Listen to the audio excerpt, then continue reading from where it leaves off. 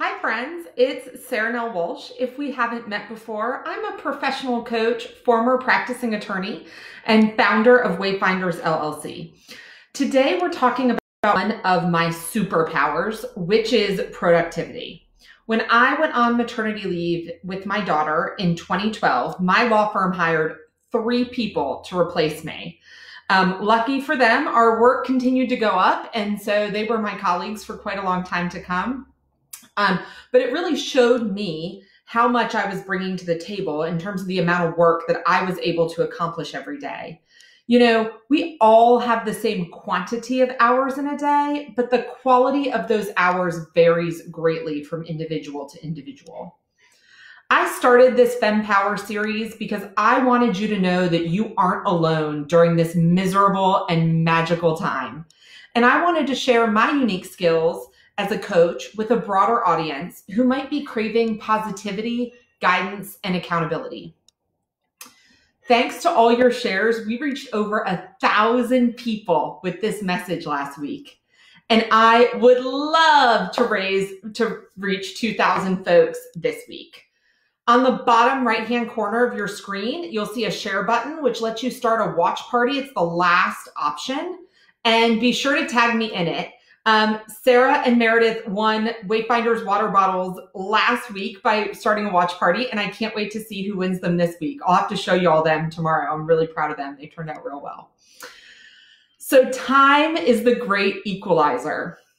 We all have the same allotment. None of us can get more of it. So when people tell you, I just don't know how you all get it done, how you get it all done, don't feel irritated. You know, when I was an attorney, that used to annoy me so much. We'd be like, I just don't know how you do it. And I'd be like, I work really freaking hard. That's how I do it.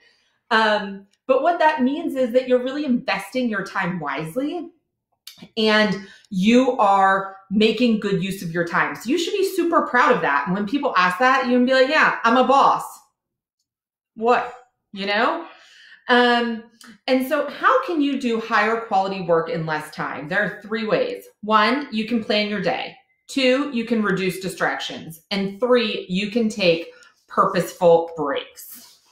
In terms of planning your day, I always recommend to my clients that they have a morning ritual. And this just really sets the tone for your day. Part of this ritual can be, checking your calendar, which I like to do. I like to see what appointments I have on tap for that day. And then I like to see what blocks of time are available in between those appointments. I review my to-do list and I pick out my priorities.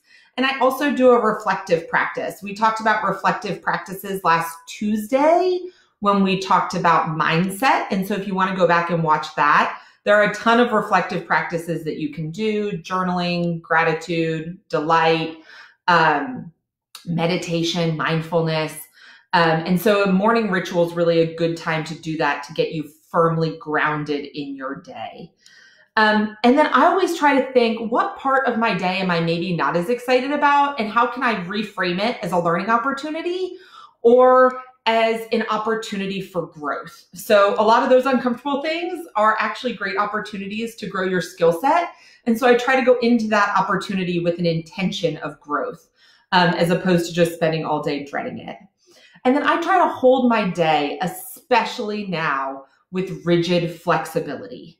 So this is like the spine. If you think about the metaphor of the spine is both very strong and very flexible. And so right now we are experiencing a time of unprecedented change, and it's going to continue for a while. And so you go into your day with a plan, and you go into your day knowing that your plan's going to change and accepting at the outset that that's okay, and that you can rise and meet that challenge. So if we talk about setting your priorities for the day, I don't know if any of you guys have seen this, but when I went to law school, during orientation, the professor set a jar on the tabletop. And he said, how many rocks do you think I can fit in this jar? We were all like, I don't know, and I don't really care. So he started putting these big rocks in the jar and fit like maybe 5 or 6. And he was like, do you think I can fit any more rocks? And we were like, no. And then he takes out these pebbles and he throws a whole bunch of pebbles in the jar and a lot more rocks go in. And then he says, do you think I can fit anything else in this jar? And we're like, no. And then he gets out sand and he puts all this sand in the jar. He's like, do you think I can fit anything else in this jar? And at this point, we're like, no, the jar is full. And then he takes out water and he pours water into the jar and it settles down in between all of those objects. And the point was to stretch our thinking beyond what we think that we can accomplish, or what we think we can do. And I want you to think the same way about time management. So you're going to have your rocks, which are your really high value items, the things that have to get done, the things that drive revenue, and you're going to place those in your calendar during the times when you have your highest energy and your least amount of distractions. And those are the tasks, those really important tasks that are important to you and to your organization, assuming that you are wanting to grow with your organization. Those are the tasks that are going to get the absolute best of you. And then you're going to put in the pebbles, which are just your routine to-do list items. And you're going to fit those in around your rocks, right? And then you're going to pour in the sand. And that's going to be your business hygiene. These are routine administrative tasks. These are the minutiae that needs to get done, but is always going to be waiting. Think of like expense reports, right? That's the type of stuff that is going to get fit in around all your different rocks in your jar of time management. And then finally, the water is really the brakes. So you're fitting in all this stuff together, and the administrative tasks get your lowest energy and they get your time when you're going to be most distracted. For me, that's like right after lunch, and then about 3 o'clock, I hit a lull. And so those are the times when I know that I'm going to be doing my administrative tasks. And for everyone, it's different. And then that's the time, those are the tasks that get the rest of you. So your big rocks, your must-dos, your high priority tasks, your mission critical tasks, those get the best of you. And your business hygiene tasks, those get the rest of you. I was on a webinar the other day with the Burlington County Chamber of Commerce up in New Jersey, and I had a really great question about competing priorities. So this woman said that a bunch of people from her organization have different priorities, and she finds it really hard to set those must-do items.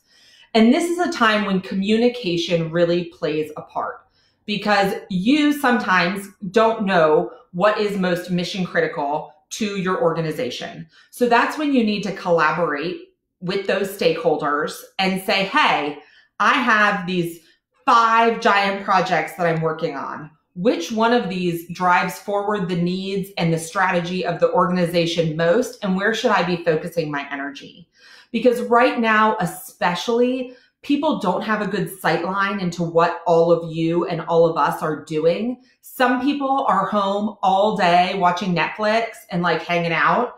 And so their supervisor might be looking for busy work for them to do. Other people are working from before sunrise to after sunset and still not getting all their work done. And it can be really hard for supervisors right now to distinguish between those two groups. So communication with people up the chain and down the chain from you in terms of your availability is really, really critical. And also communicating about where does this lie in the strategic priorities of the organization, right? You should know that as you're getting your work done. You should always be asking that question so that you know what priority to give the different competing tasks on your desk. Okay. And now you might be wondering, okay, so now I have all my priorities, but I'm really not sure how I'm going to get it all done. And here's what I'm going to tell you. Fortune favors early risers. So this might not be a message that you want to hear, but my friend Audria is watching right now, and she learned this very early on in our 20s when she was waking up way before the rest of us, maybe even we're getting home the night before. So fortune favors early risers. 90% of executives wake up before 6 a.m. on weekdays. 50% of self-made millionaires wake up at least 3 hours before their work days begin. The early morning hours are critical to getting a head start on the day before all those distractions and obligations arise. That's when you can really make progress on your goals, on your most important tasks. works. I always say to my clients who are trying to maybe move beyond their current position that you need to pay yourself first. You need to wake up really early and you need to knock out the items for yourself before you show up at your place of employment and work on the items for them. Willpower is also highest in the morning, even for non-morning people. So you're going to make better decisions in the morning than you are the rest of the day. And finally, from a mental perspective, attacking the day on your own terms first thing gives you a sense of control, allowing you to play offense rather than defense for the whole rest of the day. So the second thing, so we've talked about planning your day. The second key to doing higher quality work in less time is eliminating distractions. We are checking email on average every 6 minutes. That is 80 times a day, y'all.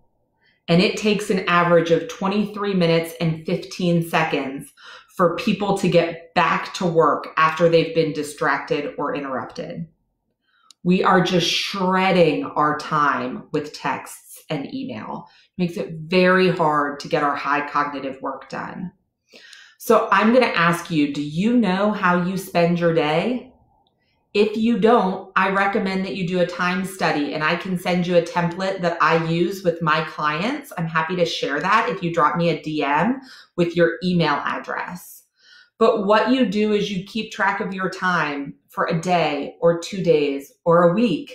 The longer you keep track of it, the more data you'll have to see how you spend it and where maybe it might be scurrying off to.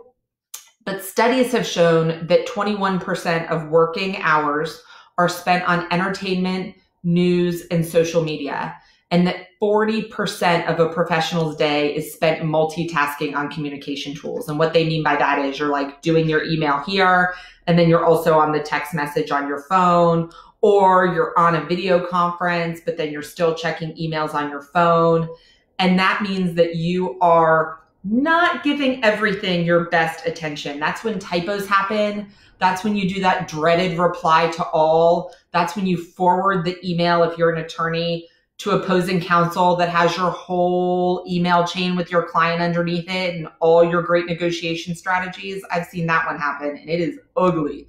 And it all happens when you're doing more than one thing at a time. So not surprisingly, multitasking and time fragmentation are bad for productivity and concentration. And we simply can't do our best work in this environment. So you need to stop procrastinating. And one great tool for this is the 5, 4, 3, 2, 1 get started tool.